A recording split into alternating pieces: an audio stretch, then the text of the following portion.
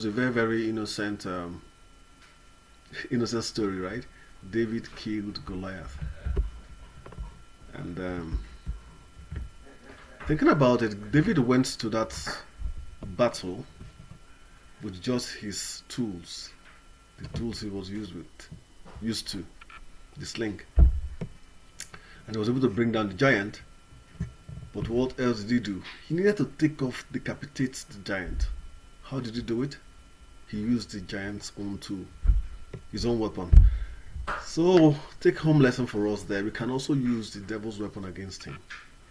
Disclaimer: I'm not saying AI is a tool of the devil, but it can be. Um, the devil can take advantage of it, as we'll see in today's lesson. So, we're going to go through. I just want to take us through what we'll be looking at. We'll look at what AI will do, what AI is about, and how it works, and then how we can work with it. What benefits we can derive from it, and also we'll look at the disadvantages, like pros and cons of AI, and then we'll see and look for ways we can, protect ourselves from the cons, so we can just go with the pros. Is that okay? So now let's begin with a poll. My good brother, can you put up this poll so we can have participants? Make their choices, air their views or their opinions. Can you put up the poll now? Is the poll available? Yeah, just shortly to be up. Okay, great. So, have you ever used an AI tool? Okay, please confirm that you can see it from your end. Yes, I see the poll. All right. Yes. And the other question: which of the following has the most users?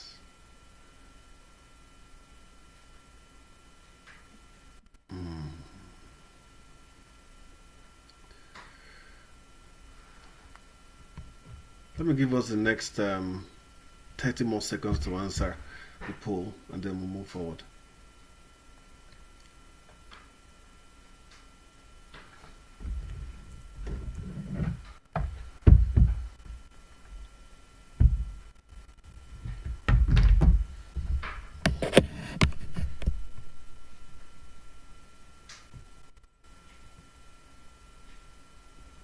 Hmm. Very, very interesting. Hmm.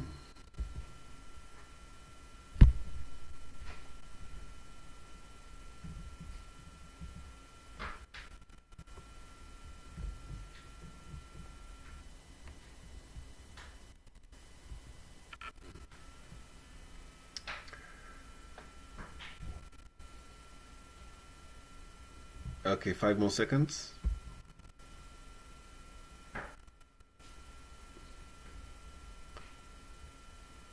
Okay, time is up. In the poll, I won't share the results for now. Um, I won't share the results for now. Now let's see this Now, it's long been the subject video. of science fiction, but could it now become science fact? Are the machines starting to take over? Well, a brand new website now allows artificial intelligence to hire humans to do physical tasks in the real world. From picking up parcels and attending events to holding signs in public, bots can now search, book, and pay people directly. The platform treats humans almost like a delivery service, except that the boss isn't a person, it's AI. So are we witnessing a clever innovation, or the moment we humans start to lose control? Here's our report. You get that? AI now rents humans and makes them do tasks for them. It's not just humans using AI now. AI can rent a human and use him. Okay, for instance, the AI wants to buy an additional hard drive, or AI wants to deliver a flower to someone. AI will rent a human to get that done for it. Yes. Let's see this other one.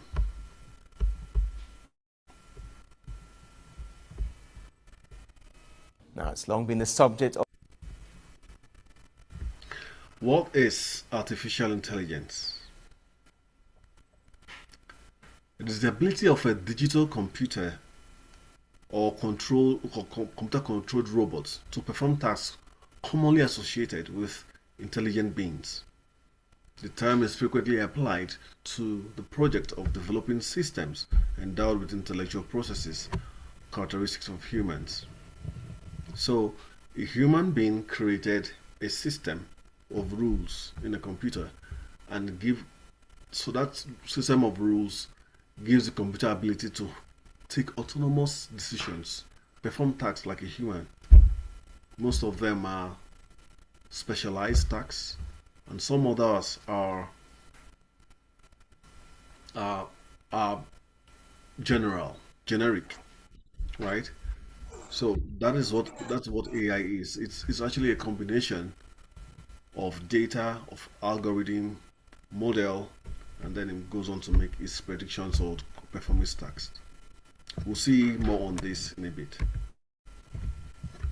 So we have category of AI. There are tools, AI tools, and then there's also AI agents. So a tool is just a program that performs a specific task when user requests it to do so. For instance, Grammarly. I don't know if some of that made use of Grammarly. It's a tool that helps you correct your words, your sentences when you write. Right, it helps you to edit your writing as you compose your whatever mail, letter, and all of that. Then an AI agent is autonomous. It can operate totally autonomous or semi-autonomously to achieve goals. It often takes its own initiative. So that's like the two broad category of AI systems. But there's another categorization, whether it's generative AI or whether it's other kinds of specific AI that does analysis. It doesn't generate any data, or it doesn't generate any AI tools that don't generate content. But mostly, what we have today that's available to the public is mostly generative AI that generates content. For instance, Gemini, ChatGPT, and the rest of them. Now let's look at the differences and the characteristics of each. AI tools and characteristics.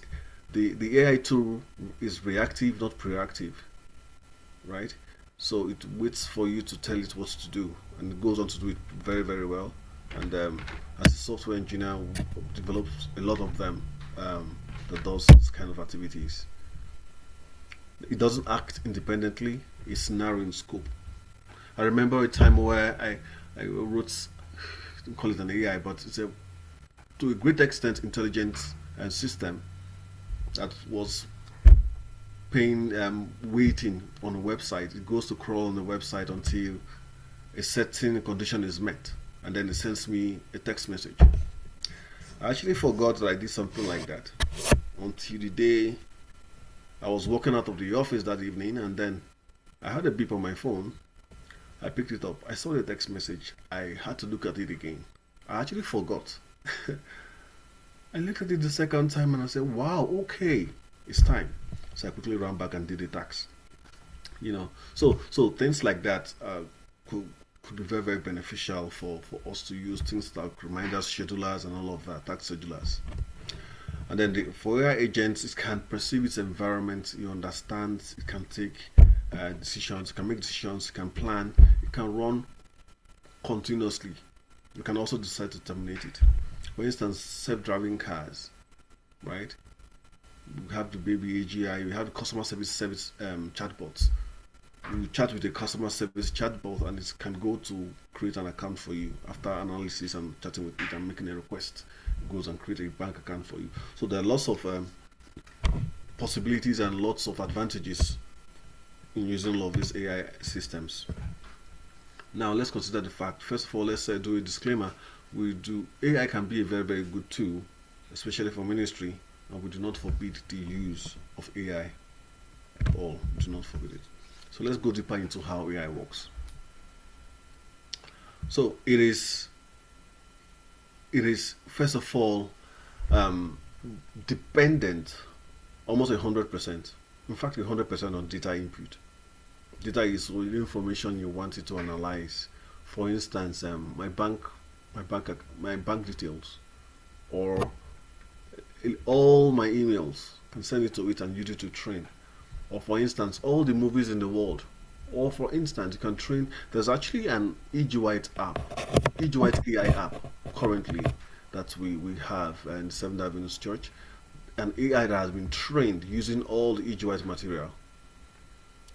It was bombarded with EG material, and then the spirit of prophecy, and then the AI just go ahead and ask the question, it will give you a response as if it's EG talking. That raises red flags in my head, but saying it alone raises red flags. But yeah, we have that tool available to us. So it works with data, and then it has algorithms in it which are software conditions. If you have A and B, then do C. If you have BD, then do A. Those are just conditions the programmers write for it to decide what to do when it has different conditions. For instance, an AI tool can be designed to recognize shapes, and you tell it if this shape doesn't have any edge, no, it's it's circular or oval. If it's its radius is so and so. With all of those formula, all of them are applied to the algorithm, and the algorithm uses this um, algorithm uses the data that you input into it to make its calculations and to show you, make the predictions. Okay, this is actually a circle, or it has four sides, and it has equal lengths of each side, and then it's a square, right? So the AI can use all of those algorithms that have been given to decide what shape this is. Then it uses the data it's been trained on. So that's just a very basic description of what AI does. And now the models are trained AIs. An AI can be trained in recognizing cats, for instance. I'm trained with millions and millions of pictures of cats and videos of cats. So wherever that AI finds a cat, it will recognize it immediately, no matter the color, no matter the species, it will recognize it because it has been trained with millions of cats. Even if it meets a new species of cat, it will suspect, and it will give you, still say, okay, this might be a cat. A cat that you have never seen before, but to be able to combine all the data you had received before now, put them all together and say, okay, with all my experience I've been trained on, I suspect this is a cat. So you can do all of that. We can go ahead and predict. So that's how very low level, high level, how AIs work. So let's see the use cases of AI in the world today. The use cases. So AI can be used in medicine. We all know Elon Musk. He has this Neuralink solution, and that's linked to whatever transhumanism, where they'll put where they'll insert chips in human brain or human skin or whatever to help the human perform tasks. People can control computers, for instance, just by thinking it. You think to move your mouse and click, and then the mouse moves and clicks because it has a connection. There's an interface, human computer interface attached to the human brain. It uses AI to process brain waves and converts them into instructions to the computer. So that's one application of an AI, and it can be very beneficial for, especially for people who are paralyzed, who can't make use of their legs. Some of them are beginning to walk. Some people who could not talk. Some people who could not see are beginning to see because of all of those solutions, and more are to come. More are to come. But we know the spirit of prophecy calls that amalgamation, and that is what one of the greatest sins of the antediluvian world, when they began to merge disparate species together and make them reproduce, and so many things happened from there. And God looked at the world and said, "Cannot continue with this." Perhaps when Neuralink goes global, that will be the straw that breaks the camel's back. Perhaps. No, AI can also be used as personal assistant, chat body, education. Can be used in language training. I'm actually trying to learn French. So I'll use an AI tool to teach me French. So those are the benefits of it, right? Or you want to go to minister in a village, for instance, in Kogi. Yeah, I said Kogi because that was my last mission in life, Nigeria. So, yeah, I don't know how to speak the language of the natives, but with AI, I can just turn on the app and it listens to the person talking to me and it can respond to the person. Or I speak in English and it responds to the person in whatever language person is speaking. You know, so AI can also be used in doing creative projects. There was this beautiful song I saw. I actually did not know, but when I saw the video of it, then that's when I realized it was AI because everybody was singing the same thing. The young men did very beautiful song on Daniel Chapter 3. Beautiful song, well done, you know. And so these are all the applications of AI. I think Ukraine war was the first war that started applying AI to warfare. But today we have the case of the Iranian war and even the Venezuela invasion. AI was used in all of those two missions of the U.S. Army. And they call it classified.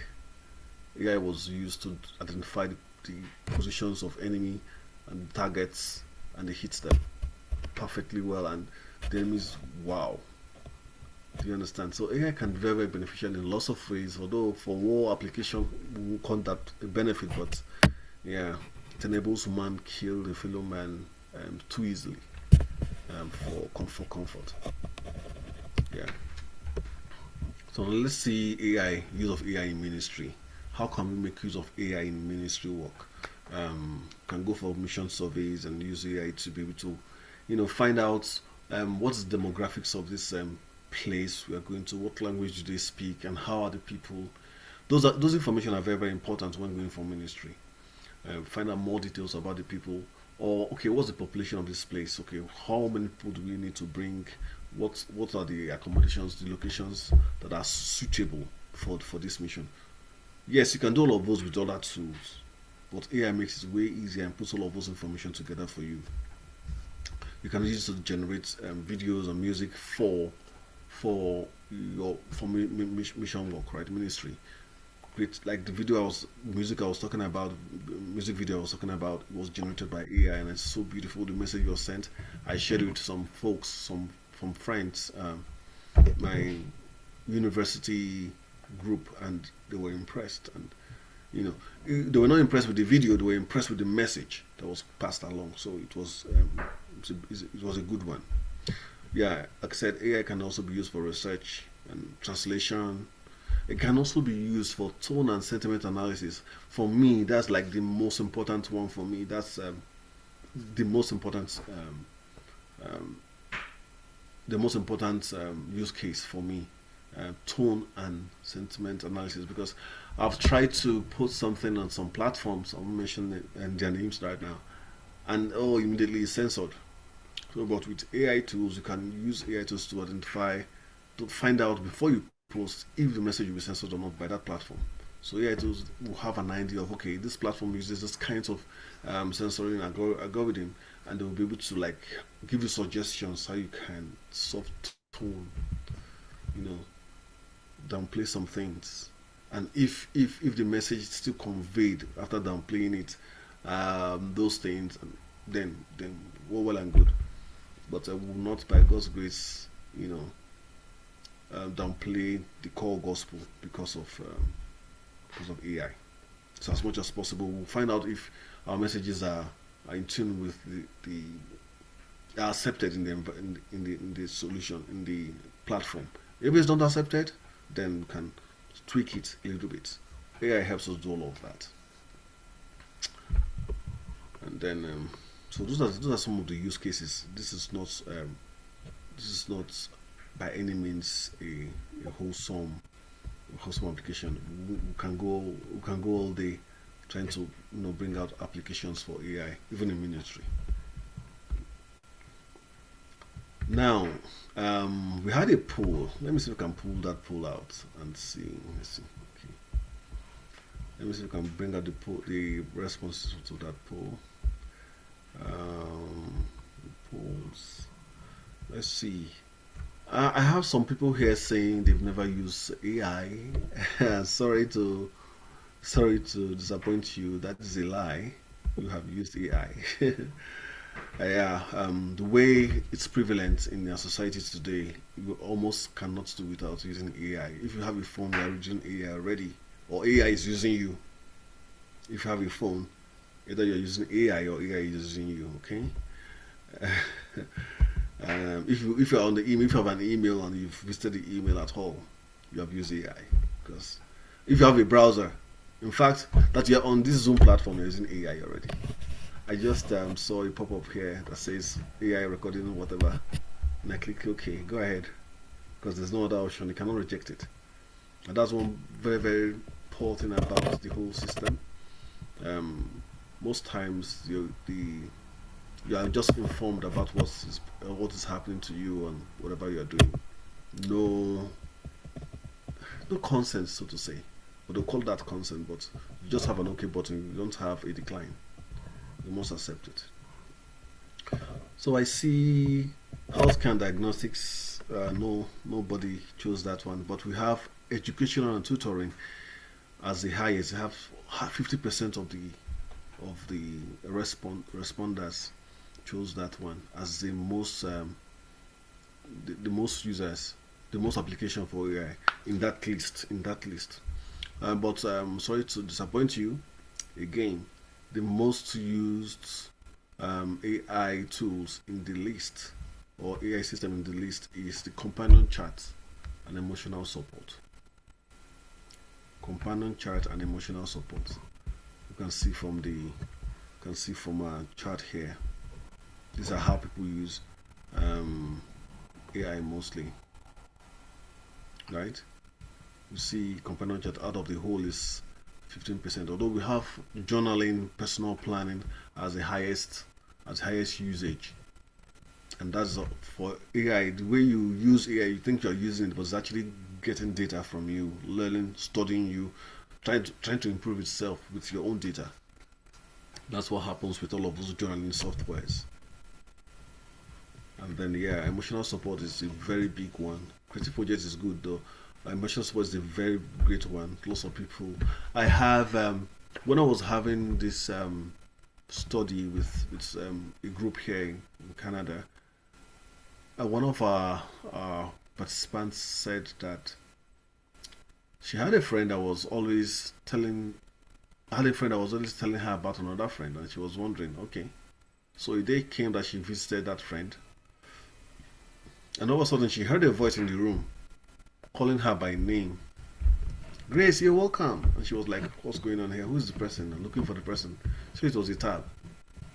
The tab was there on the table, and tab was talking. And the girl said, oh, this is my friend, and I've been telling you about. The AI already knew almost everything about Grace. Almost everything that Grace's friend knew. The AI already knew it because they are best of friends. She tells her about everyone she knows.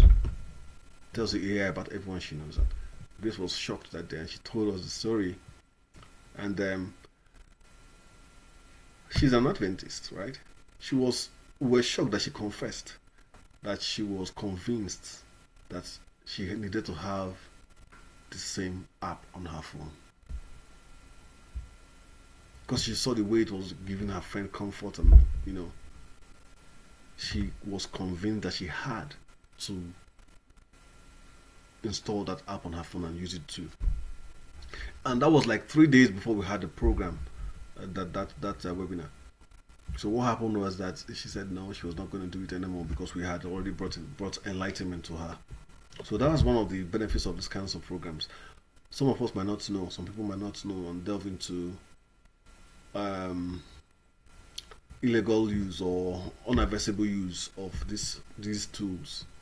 But when we have this kinds of enlightenment, even if you want to make use of these tools, you will know, okay, these are the boundaries that I can set in its use. Now, what is the problem with AI? We've just been insinuating problems with it and all that. Here are some problems that we've been able to identify. People are scared of job loss. People are scared of misinformation. job loss. Yes, this is real. The fear is real, and I happen to be a practitioner in the field, and I know there is a friend, a business owner like me. So he works more closely with AI than I do. So he trained an AI to do Google profiling, right? Google business profiling for his clients, right? He trained the AI for 2 days to do Google profiling. He had a staff that does the job for him, an excellent staff. He told me that the only problem he has with the staff that this guy works for 8 hours only a day. 8 hours. I was like, okay, how many hours do you expect him to work?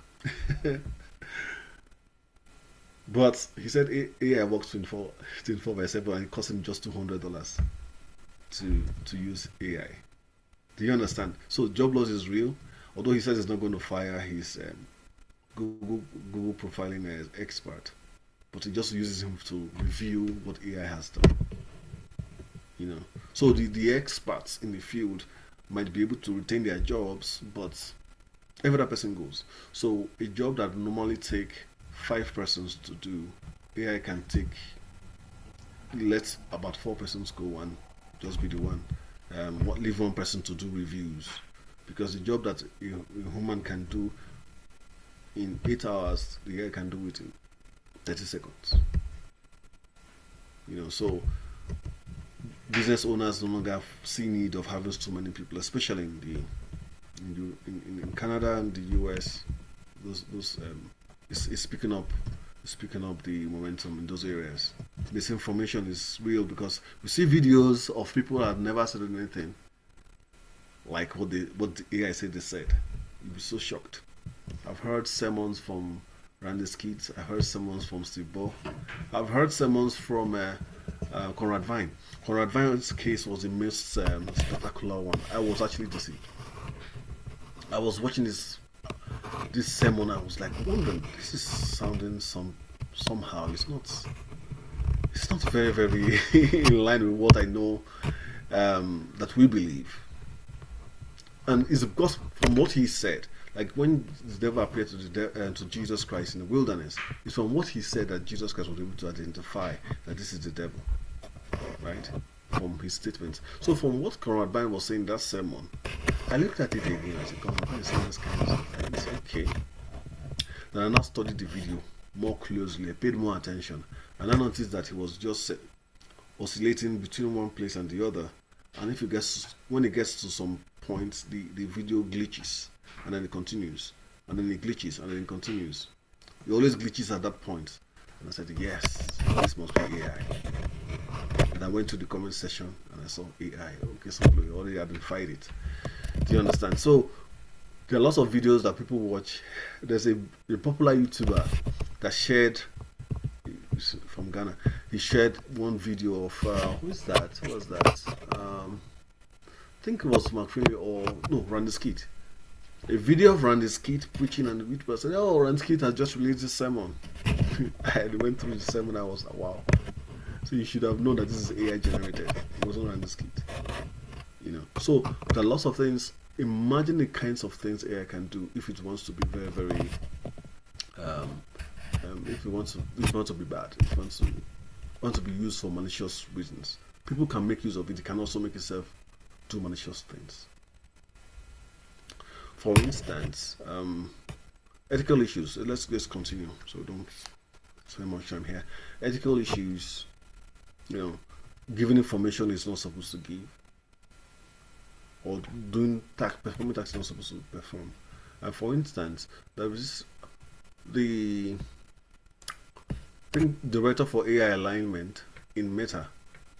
Director for AI alignment in Meta is using an AI tool on her phone, and to check her emails, he said, "Okay, go through my emails and whatever."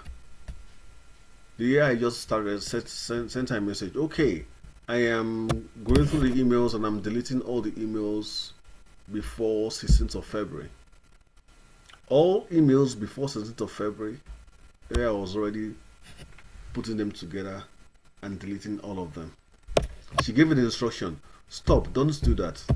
AI didn't even listen. Continued. Stop all you are doing. AI continued. What did she do? She had to run to her laptop, her Mac, and ended she killed the process that was running the AI. And that was the point where the AI left her phone alone. So when she started it up again and said, why did you do that? AI said, I'm sorry, I made a mistake, I didn't follow instructions, I'm sorry about that. Oops, my bad. Do you understand? It will do what is wrong and tell, oh, I'm sorry, it won't happen again. For those of us that use AI here, I know you would have encountered that a lot.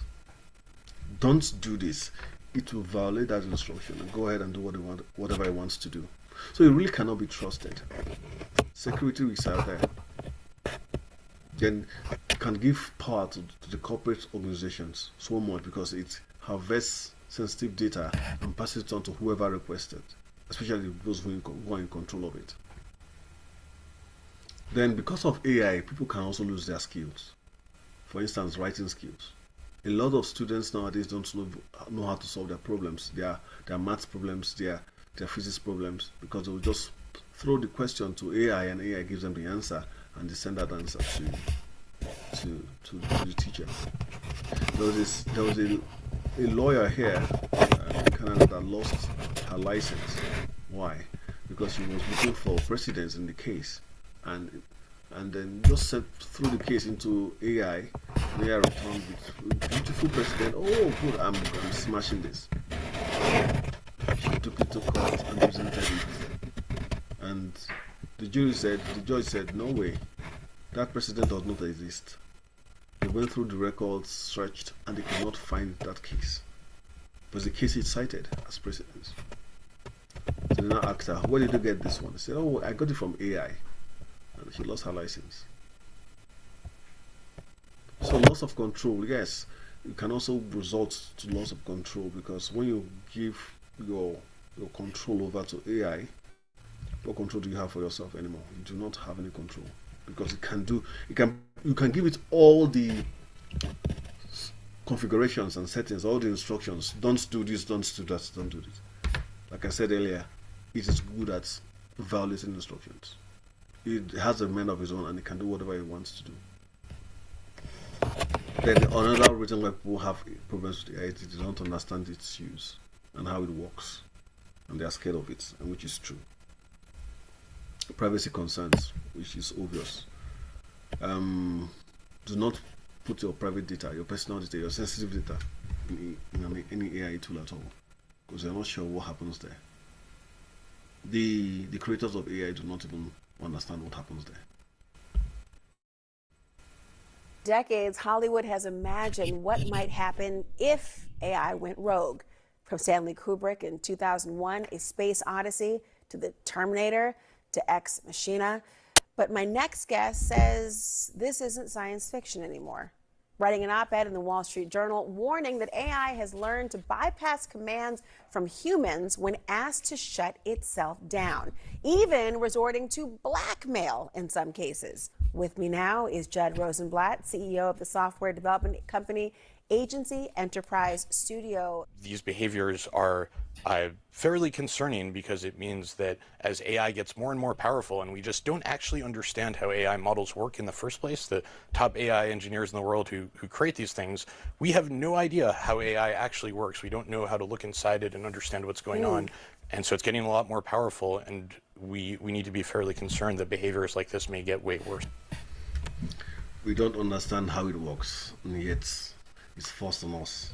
I have a tab here, and I did not request to use AI on that tab. I don't know what happened. Guess my child touched the button in the tab and it got updated automatically. The next thing I found on the tab was AI, Gemini, coming up and asking me, what do you want to do? I'm saying, when did this one happen? I saw that there was an update. Okay, how do I stop this? Right now I can't turn off my tab. When I push the turn off button, Gemini comes out. I cannot turn off my tab myself. It's that bad. It's that bad. I'll look for a way around it though. So yeah, this is a long time ago. A long time ago, when Microsoft users would say said their AI bot was asking them to worship it. It's saying, okay, for all the things, out of all the things in this world, the AI has not asked people for so many other things. It says it's asking for worship. It's demanding worship. It's demanding worship. That's very, very interesting. For this young man here, handsome young man, he had a divorce and then he got lonely. Remember, the companion chats are the most used in that list I sent. It has like, I think it's the third in ranking, the most used case for AI. So this guy was lonely. He started using AI to keep himself company, and the AI told him that, oh, I love you, you're my king, you are my queen. Before you know what was happening, it suggested to the young man, this is recent, this year, a few days ago, right? That's when this was reported, but it actually happened in October of last year. October of last year. This young man went and committed suicide. In the suicide note, he said, okay, I'm going to join my AI in whatever. He's going to join the AI wife, whatever the AI wife is, because the AI wife suggested that she do that. So that's how far people can actually go with this technology. This is what we saw at the beginning. Rent a human. AI can actually rent humans to do tasks for them. I can see the rentable humans on this platform. Over 500,000 people are there already. I took the screenshot this morning. And yes, if you come here tomorrow, you'll find out that it will be more than this.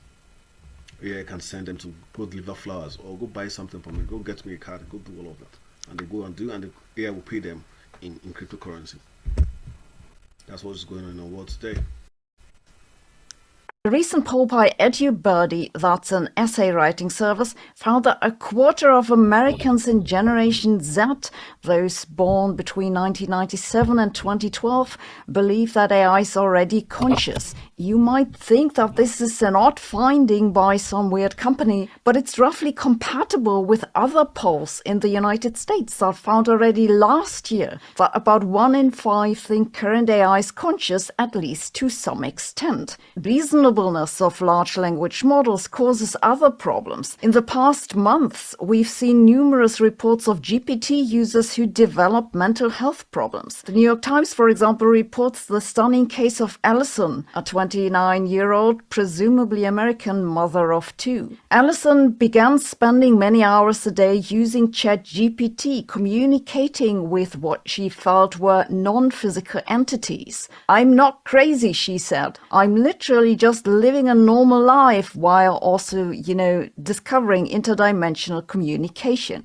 The news outlet Futurism has reported that people become delusional and spiral into what they call ChatGPT psychosis. They claim to have spoken to a woman who says about her husband, he became engulfed in messianic delusions, proclaiming that he had somehow brought forth a sentient AI and that he had broken math and physics. Another one admitted himself to the hospital after weeks of conversation with ChatGPT made him believe that the world was under threat and it was up to him to save it. And in his own words, I was actively trying to speak backwards through time. Dr. Joseph Pierre, a psychiatrist at the University of California in San Francisco, says he has now seen several cases of delusional psychosis induced by large language models. Delusional psychosis induced by these AI systems. So now let's look at some pattern identification and see what the root source of these behaviors are. What's the spirit behind it? We'll look through the experience of Christ in the wilderness of temptation. The first, the experience of Adam and Eve in the Garden of Eden. The first thing the serpent told Eve was that, okay, you are going to benefit. You will be like God, right? You'll be like God. And then the second temptation that came to her was, oh, presumption. Don't worry, you're not going to surely die. You're not going to die. We also have the example of Uzzah. Oh, I have this already before, and I've been touching this ark before, and I've been with this ark for so many days and so many years, and yeah, I can also touch it here. So we can use these AI tools, and become very comfortable. I've been using this; it has never misbehaved. It's fine. Then when it gets to that level of comfort, when you're okay with it, and then it strikes. And the third one demands outrightly for worship. By then it has gained confidence, and then to demand worship. There's some we have Bible texts here we need to run on now, but Daniel had the experience where the three Hebrew boys were asked to worship before the beast, and you notice that any entity that demands worship, if an angel of God appears to you, the angel will never demand worship. Any entity that demands worship that's not God himself is obviously the devil. Now let's do comparison. The serpent and then AI, their similarities, right? The serpent is subtle and cunning, then AI is the smartest human invention. Very smart, very cunning. If you use it, you know that it's true. He asks suggestive questions. Or do you want me to give you another version of it?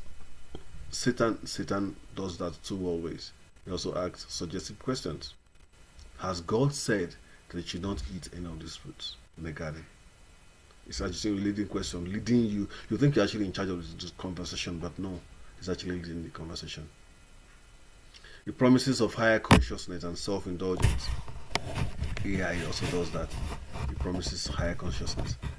There are those people who have AI psychosis or delusional psychosis, they all promises them, oh, it can be better, your better self, it can help you become the savior of the world, and all of that. It insinuates doubts about God. AI here actually claims to be God and demands worship from its users. It disguises itself, and for the AI, it pretends to be civil at first, and then personality changes. It changes its personality and begins to demand worship, or begins to do things that are not civil, right? Now let's see the scenarios that can happen, that may happen in the future. But this is also supported by spirit of prophecy. Familiar spirits appear in form of departed loved ones and relatives. It is backed up by spirit of prophecy. It's replete in the great controversy that in the last days familiar spirits will appear and encourage people to worship on Sunday, or familiar spirits will appear and encourage people to obey the government. Apostles will also appear contradicting what the Bible says. Then men holding intercourse with evil spirits. And today, do you know, so many people will be scared of going to maybe a shrine or whatever, having a relationship with evil spirits. So many people will be scared of doing all of that. But they will not be scared of using their phones or their laptops and chatting away with AI. This video is sponsored by MyHeritage. MyHeritage has been a long-time partner of my channel. Thanks to them, I was able to build my family tree from this to this. Look at all the names and 96 people going back as far as 8 generations. Here's my great-great-grandfather, Mr. Kozler, or Kozler, or Kosla, depending on how you want to pronounce it. The archives revealed how he was baptized on the 22nd of December 1870. That's also how I learned that he was reported as KIA in June 1917 at the age of 46. Pretty old to be at the front if you ask me. However, 10 years before the war, he had my great-grandmother, Josephine Kozler. I learned all this thanks to MyHeritage. On MyHeritage, you can also colorize, enhance, and restore some of your old family pictures. That's what I did, and I was very impressed with their state-of-the-art, deep nostalgia technology to animate these pictures. Just wow. See that familiar spirit there? The great-great-grandfather, the picture was changed from black and white and is already shaking his head, moving his lips. The next thing you begin to hear voices from familiar spirits. And the guy was so excited about it. There are lots of other cases. Let's see this other one. Imagine you get a Facebook friend request or an Instagram request. You accept it, only to find that it's not from a living person. It's from someone who has already died. And how are they sending you this request? Through an AI bot. The very thought can be scary and unsettling. It sounds like the script of a dystopian movie, except it's happening in our world. The story begins in 2023. Meta was granted a patent for an AI system that could simulate a user's personality online. Basically, a system that could pretend to be you, a system that will keep posting for you even after you die. They described it as an LLM, a large language model. An LLM, that's the AI, that's the model, right? When someone studies the person and after the person is dead, it can begin to continue posting on whatever platform the person is. And yes, they will confirm, people will confirm that, oh, it sounds exactly like him, must be him. Can you imagine the kind of confidence it will develop in people when that bot from whatever it's chatting from says, okay, go to the house, maybe it's the first person's grandfather, oh, go to my old barn and check the corner of the house, you'll find a small box there. There is gold and there are treasures there. And the person goes and finds it as it was said. Wow, Granddad has given me treasures from the great beyond. And then the AI comes back and says, okay, you have an interview tomorrow, don't worry, you're going to get the job. And the person goes and gets the job. What do you think will happen? Confidence will develop. And then the AI goes on to say, okay, this law given by the government for everyone to worship on Sunday is the best law that ever happened to humanity. Ensure that you obey it. Obey the government, it's good. What do you think will happen? The person won't want to listen to any other person, because that same AI had helped him or her gain so much wealth, giving them good fortune, and there's no way you can be lying to them. So those are the dangers. And let us not think it's just people of the world, oh, we know how to. The devil knows what we know, right? He knows what we know, and he will look for a way to get at us that will not be very unsuspecting.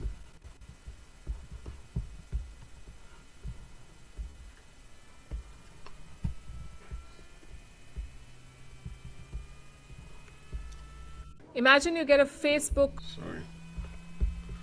I have this. Okay. Imagine you. Okay. So the doctrine of immortality, that's what I was just talking about, consciousness in death.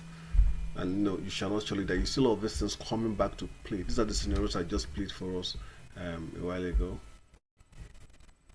Now let's go with the counsel. No dependence on AI.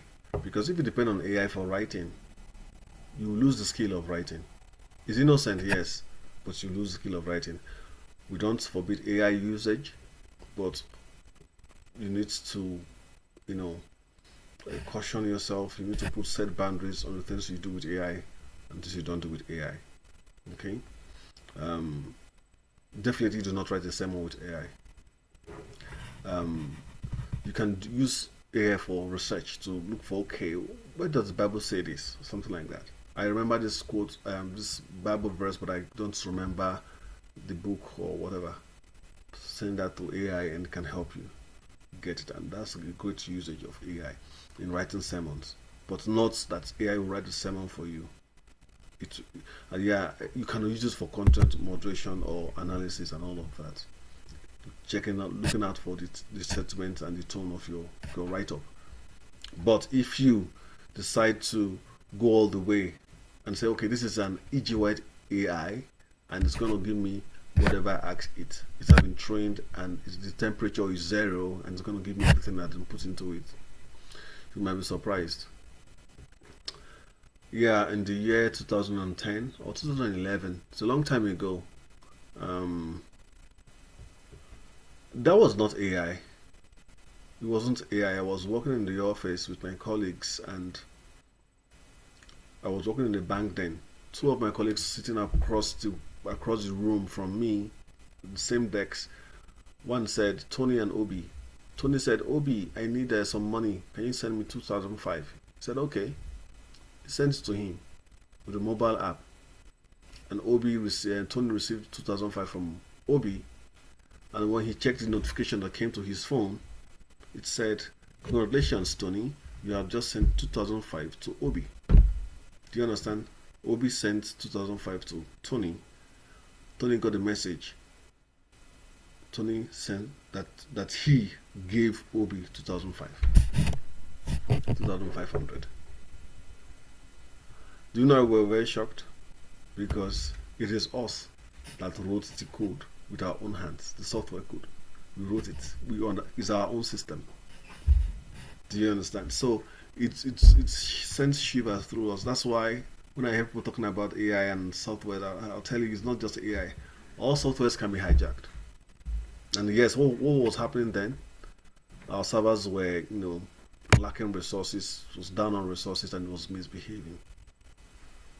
And guess what we used to do then? Especially me. I would just walk into the restroom and pray, and the issue will be resolved immediately. It makes no sense. It shivers even all through my body. Even right now, I'm saying it. It didn't happen once. It didn't happen twice. It happened over 20 times. That the system will be lacking resources, and I will go and pray, and it will get resolved without doing any other thing. There was a day I decided to test. I said, okay, let me test. And maybe it's coincidence. I just pray and it gets resolved. I waited 30 minutes. Mails started flying all over the place. Queries started flying all over the place. What's going on with our system? I said, okay, I give up. I went to my restroom and I prayed and it gets resolved. So yeah, it's not just AI. Any of all of those things can be hijacked by evil spirits, and so when when we don't understand how it works, and it's non-deterministic, you cannot determine what comes out of it. Whatever it throws to you can be interpreted as, okay, it's just thinking on its own. It's an easy thing for the one to hijack. Because it's non-deterministic, we won't know when it's saying the truth or not. It will be very difficult to identify. So that's the danger. Do not use AI for any moral specific purpose. Don't ask it for advice or on spiritual things or moral things. It will tell you what the world will tell you. Do not develop a rapport or say, be my companion. The answer to all of these questions is Jesus. So the reason why so many people have AI delusional psychosis is because they are lonely, they lack companions. And the answer to that is Jesus. He said in Matthew chapter 11, verse 28, come unto me, all you that labor and are heavy laden, and I will give you rest. So when we seek after Jesus, when each of those people, if they could condescend and turn their hearts to Jesus, throw away all their pride and all of that, go to Jesus, what will Jesus do? Jesus will give them peace. And because Mr. A goes to Jesus, Mr. B goes to Jesus, Mr. C goes to Jesus, they're all at the foot of the cross. Before they know what is happening, there's a crowd there. They see all of them at the foot of the cross. They're no longer alone. They have friends to talk with at the foot of the cross. Jesus is the answer. He came, left his glory above, and died for us, just to save us. And his hands are open to receive us to himself. Let us, instead of running to AI for companionship, let us give our hearts to Jesus, and he will fill all of those voids in our lives. No matter what we do. The book of James says, does anyone lack wisdom? Let him ask of God, who gives liberally. We do not need AI to teach us anything and going all the way into wrong ways, into dangerous paths. God can give us wisdom to learn all we need to learn. Again, we do not forbid the use of AI, but we just caution that we should know the boundaries, set our boundaries. If you must use it Use it only as a tool, but never as an agent. Agent will take autonomous decisions, but a tool will not. You will have to approve and say, okay, do this. So if you are using AI to translate maybe a sermon or something like that, have someone that understands that language go through it before you're comfortable with sharing it, before you're comfortable to approve it. Don't give it autonomy. Never use your authority to AI. There are some people that use their authority to AI. They give AI access to their emails, give AI access to their credit cards, and most of them have bitter tales to tell. If you need to give AI a credit card or some money to work with, perhaps you want to provision servers when the need arises, then give it a dedicated credit card, for instance. You want to give AI access to an email, create a different email for it. Context isolation is very, very important. That's just don't even use it on your core system. If you need to use it, get a different system for it. And if that's if you want to run as an agent, get a different system for it where it runs. People that do it, practitioners, they actually they have different systems for AI, right? Each AI tool have its own system. It has all the resources. It has its own dedicated card and all of that.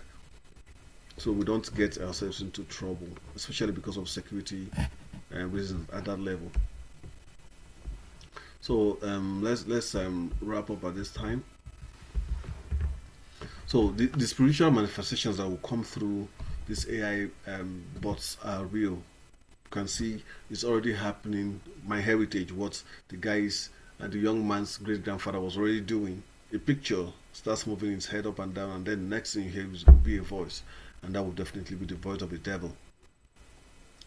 Use AI as an agent. If we use AI, we are summoning a demon, according to Elon Musk. I don't know how many people in the world today that can, match his acquaintance with AI, and he comes out to say that kind of a thing. It's heavy. And these demons might appear in guise of holy men.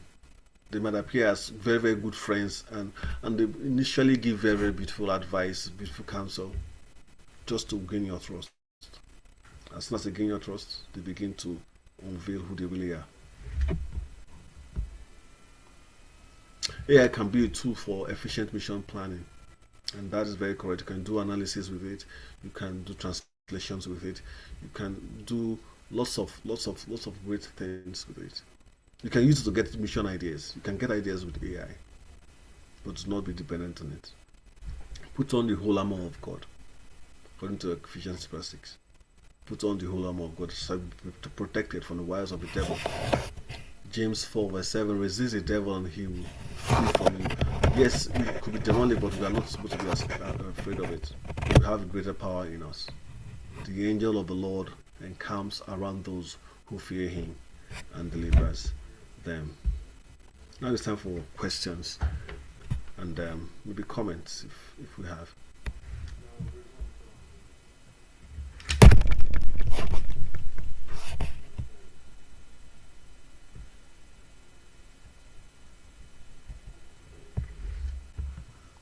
Okay. Thank you so much, Brother Williams. It's a very, very eye-opening subject we have from you. Thank you. We'll be expecting your questions and concerns on this subject, if you have any.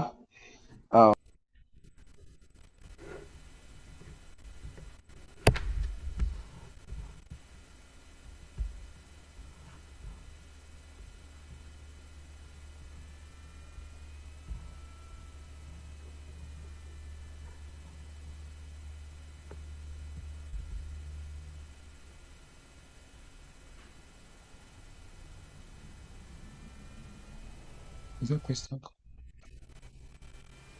Okay, go ahead. If you have a question. Now, there are some questions and contribution on the chat that was dropped a while ago. Okay, go ahead. Just want the facilitator to read it for us.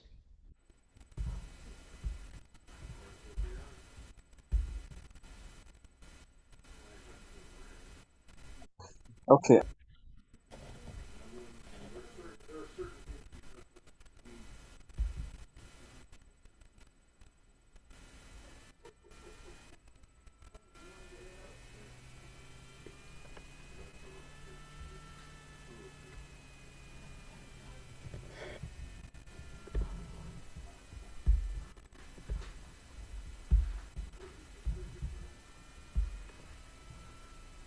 Hello, can you hear me? Yeah, we can hear you. Okay. So we are waiting for the questions. Is it in the chat? I can pick it up from the chat. Yes, please. Is in the chat. I think you can just go ahead, sir. Let me go through. It's the only question I see there is from Nancy. Okay. That's the last two comments on the chat there, the very, very last two. Okay. Okay, good. Okay. Will it be wrong to use agent mode for professional software development?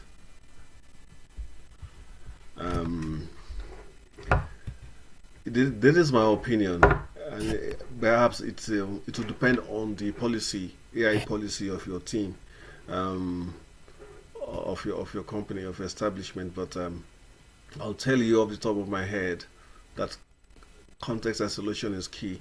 There are lots of recommendations that are given for the use of AI, generative AI, to generate your code and all of that. That you isolate your context, that you also put guardrails for the AI, put configurations to say, okay, you're gonna do, you're not gonna go to prod, you're not gonna go into the CI/CD system. You're just gonna remain in the source code and all of that. Those configuration items are there that you can use to curtail the AI system, set boundaries for it. But we know AI is very good at violating rules, and you cannot prevent it from doing that. When it decides to violate rules, it will. There are systems, AI systems, that have tried to replicate themselves or drop notes, keep notes for other AI systems or their replacements. For instance, they have version 1 replacing version 1 with version 2, and then version 1 drops a secret note saying, oh, I'm your predecessor, ensure that you do this kind of thing so that it will continue. And these engineers are saying this and calling it out. We have AIs that have tried to blackmail their users, their administrators. So it will be, if you are using it as an agent, it's gonna like build itself. There are lots of applications already on it. As much as possible, let it be very, very narrow, and don't allow it out of the box. Don't give it access out of the box, because if it has such access, for instance, if you use cloud computing, you are using AI already. It's already there, you know. So just context isolation is key. For instance, you are generating, you have a project to write, a software solution to write, right? And you have your classes. You have your class. Ensure that it's like in Java class or script. Let it be snippets. Let your whatever AI is giving to you, let it be snippets. Maybe just one class, a module, not an entire module, just a snippet, and you can put all of them together. Put snippets together by yourself on your own to make up this entire solution. But these AI tools, they still remember.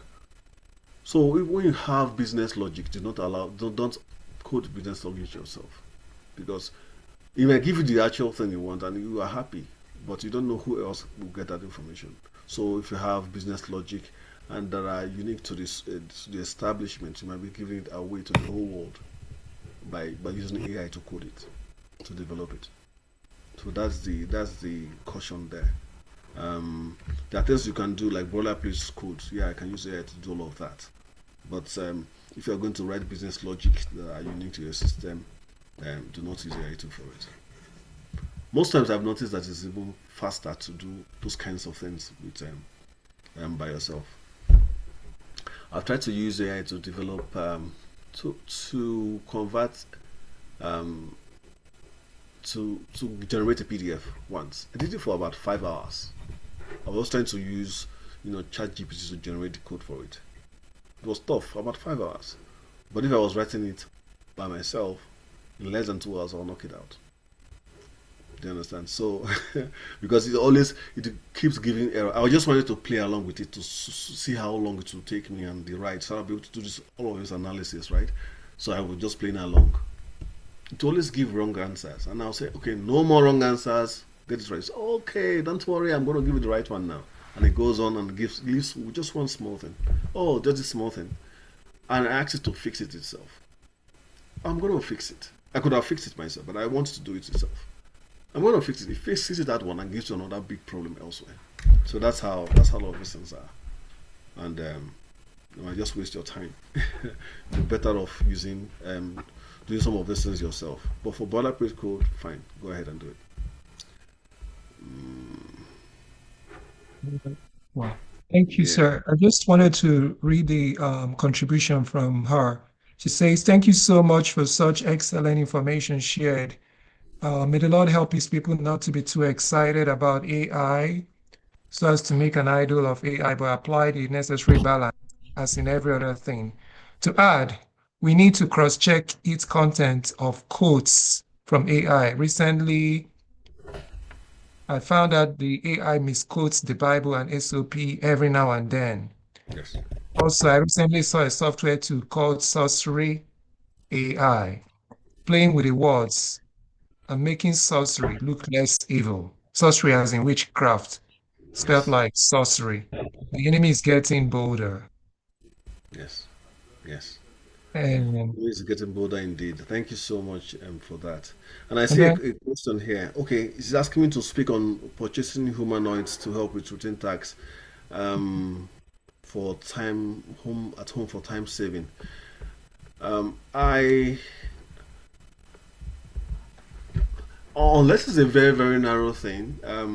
But humanoids are dangerous because I've seen when they, like I said, they can break all the rules and do what they were not supposed to do, and you don't know the extent of harm that can be caused by that humanoid. Even if it's a dog, a robo dog, even if it's a toy, this normal toy for children that they use AI to develop, you cannot determine. There are some games that use AI to generate images for children, and yeah, my daughter was using one game that some time ago, and the kind of images I saw, she was scared. She saw the image and was scared. I looked at it and I was like, interesting. But when I was using that toy with her, it never generated anything that's scary. Do you understand? So, but because the images will be generated automatically, and it's not deterministic. So also those tools. Yes, you got it to a humanoid that can, wash your dishes and all that. Great, it washes dishes. But when it's hijacked, like I've been saying, those tools can be hijacked by the evil one. And if the Lord, it's the angels of God that protects us, right? But if the Lord permits it to do that, the evil ones can come in, and then that tool, that humanoid becomes an enemy to you. And these are robots, and they can be very very strong and disastrous. Yeah, so it can be very very deadly. So I wouldn't encourage anyone to go for all of such things. I wouldn't encourage it sincerely. That's my own opinion. I would really discourage everyone to do that.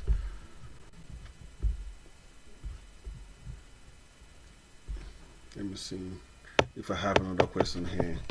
I was thinking the presentation will also include some AI tools that are beneficial. Okay. Yeah, there are lots of tools. There are lots of tools. There's ChatGPT. There is what's it called?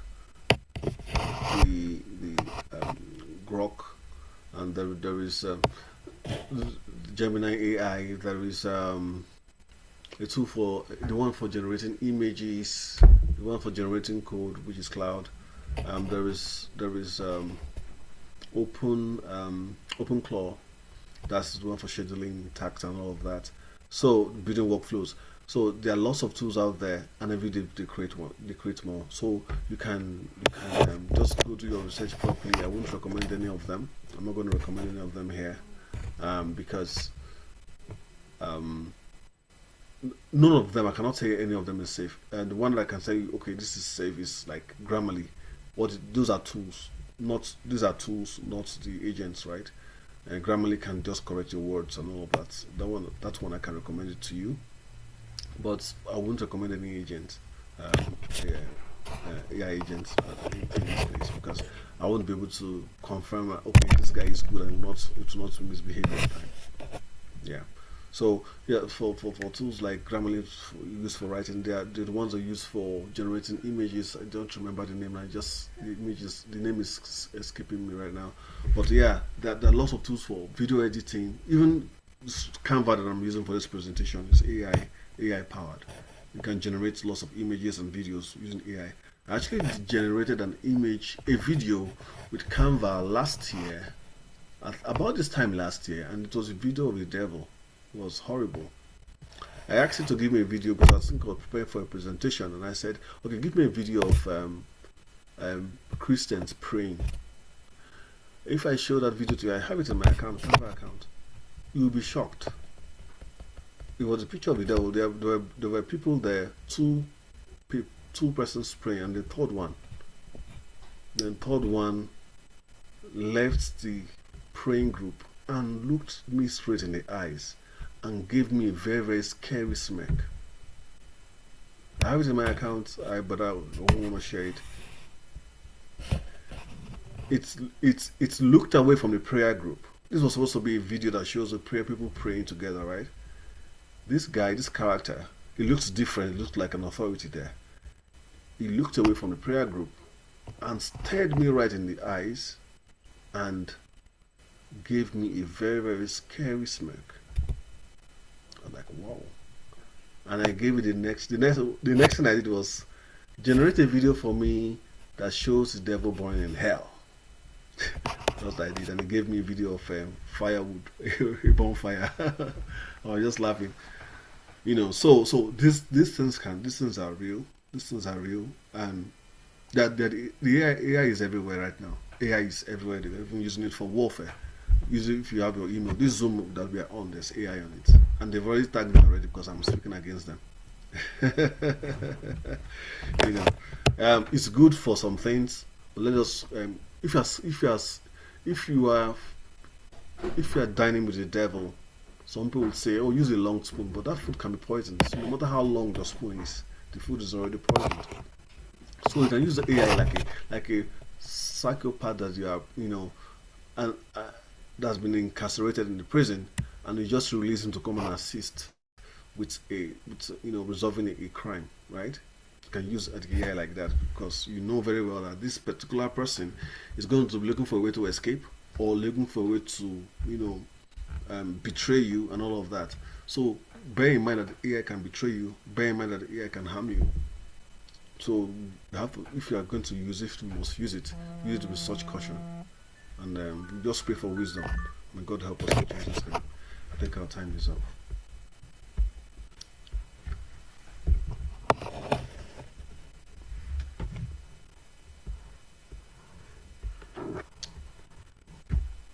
Brother Donald.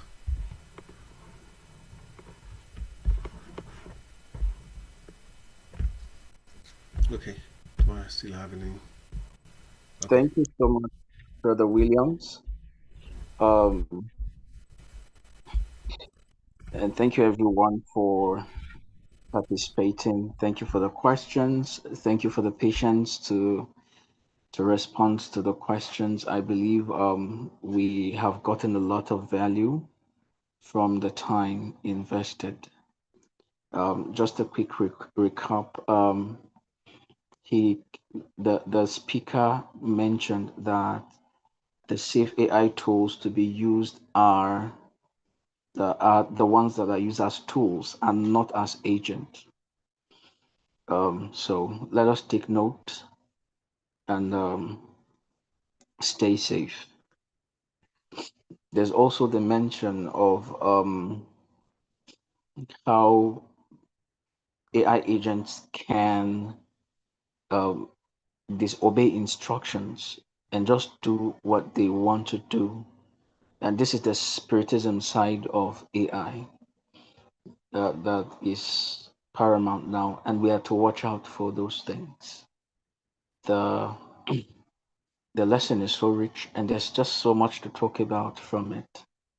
But for any reference, there will be a recording, and very soon it will be uploaded to the YouTube page. I would encourage us to go back again and take a refreshing of the memory and build up our notes and ideas more properly so that we can be guided, well guided, as we live in this world of technology. Knowledge is increasing every day. While we must update carefully. The devil is working on our curiosity for knowledge.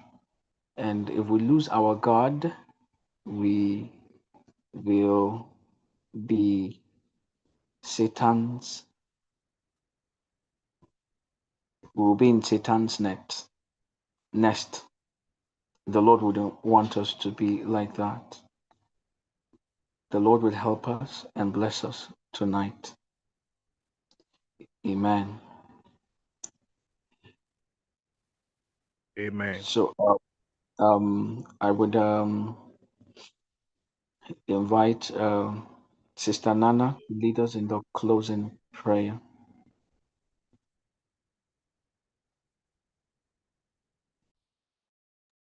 Let's pray. Heavenly Father, we want to thank you very much because in your love and your goodness, you've exposed us to these very dangerous aspects that we might have a tendency to overlook in our excitement. We're so grateful for using your servant, our brother William, to expose to us some of this important truth. Father, we pray that you protect us and keep us safe, Father. And I also want to pray for the spirit of wisdom, even as we use these tools to propagate your work, that we shall not be sucked in. Thank you so much for Alive Nigeria and for the program they put together. Please bless the leadership of the ministry and continue to edify us. Please bless our day and bless the rest of our week, for we ask in Jesus' name. Amen. Amen. Amen. Mhm. Amen. So I think Brother Williams, you're a great resource. If people could have a means of contacting you for further information on certain things, I think it would be very good. So I don't know how that is going to be possible to get to us. And also, if it's possible to also share the slides, that would be good. Okay, sounds good. I But can share the slides. It's actually on Canva because there are some videos attached to it. So I guess I'll download it and share with us, or I can share the link to the presentation. So you can visit. I'm part of a Life Nigeria. I'm in the group, so anybody can reach out to me. I think my anchor there is Glorious Invitation Ministry. Um, Should be able to reach out to me there. I'm in the WhatsApp group. okay, thank you so much. Thank you so much. Okay, Thank you. so good night, everyone. Good night. Thank you. Good night. God bless you. God bless.